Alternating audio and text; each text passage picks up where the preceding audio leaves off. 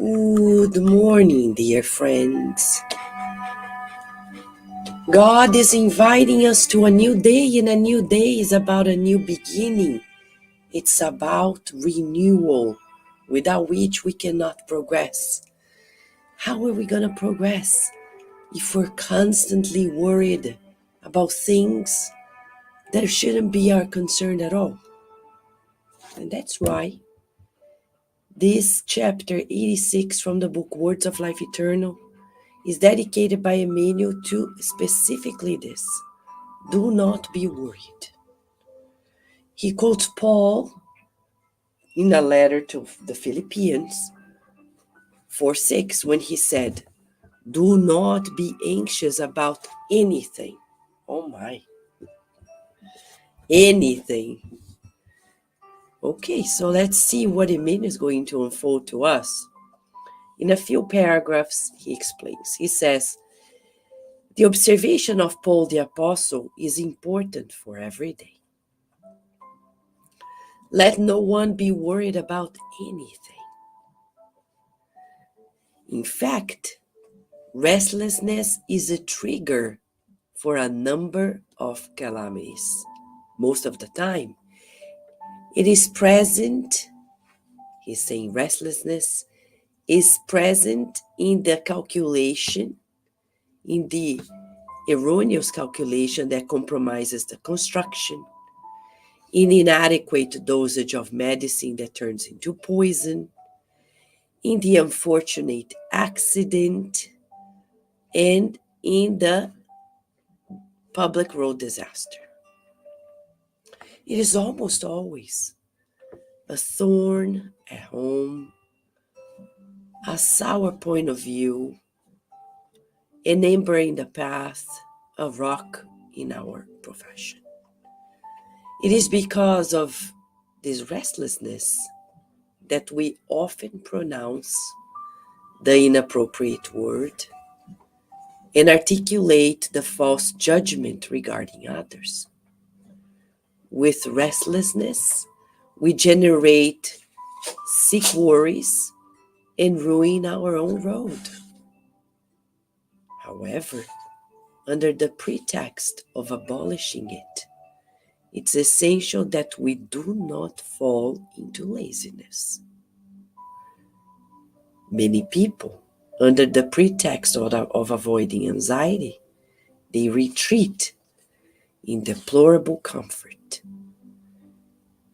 claiming to avoid working under stress.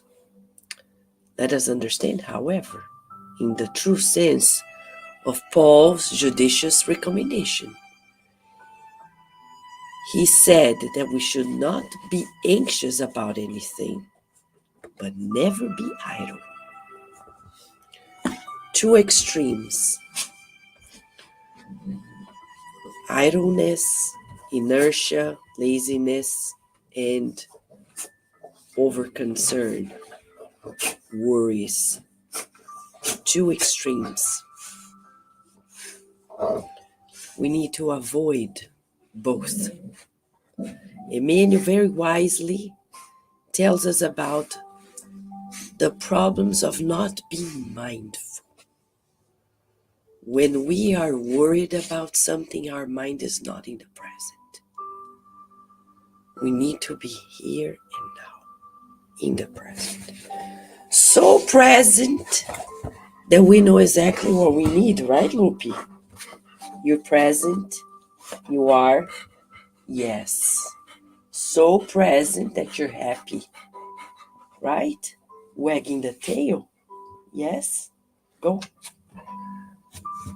Yes, like animals, they are always in the present. They have to. How else are they going to protect themselves? If you see beautiful animals in nature, from birds to squirrels, dogs, cats, they have to be super present or they lose their lives. Yes, we no longer need to be like this, but we need to be present, not to make mistakes that will compromise the general harmony. You know, when you get home and you are concerned about work, but you have your whole family before you, forget about that problem now. And let's give ourselves to that family, shall we? Yes. We can't go to the extreme of being overly concerned to doing nothing. Today, you and I are practicing mindfulness. The present is a present. Let us say, repeat it out through the day. The present is a present. The present is a present. Let us visualize God with us.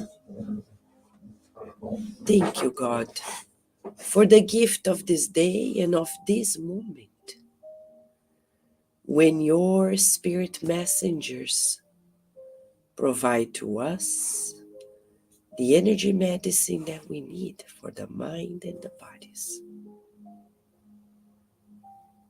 Thank you for the gift of another day.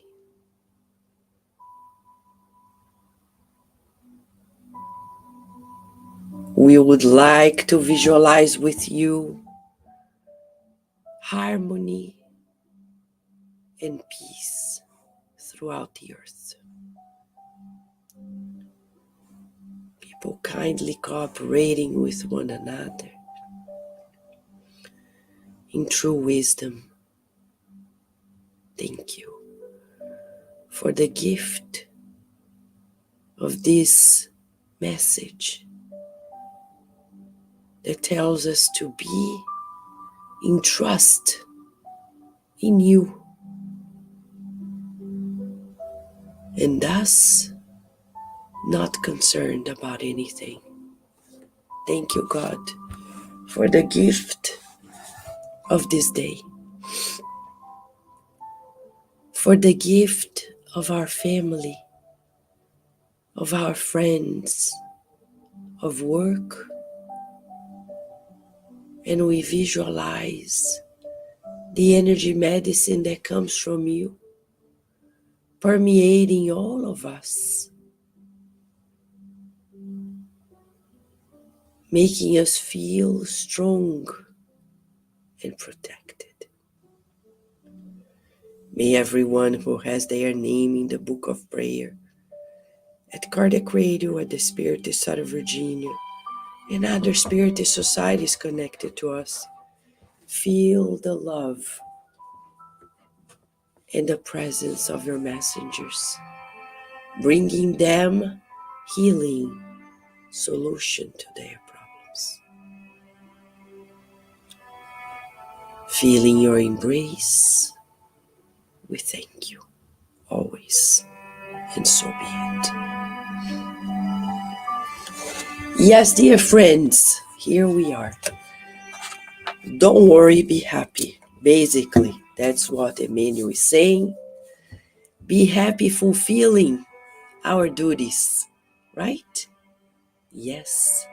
Thank you, friends. Thank you for your kindness, Lori. Thank you, Karina. Thank you, Slavik. Thank you, Daisy. Thank you, Gilson. Thank you, Lou. Thank you, John. Thank you, Narciso. We wish you all live and on demand a beautiful day and night in God's love.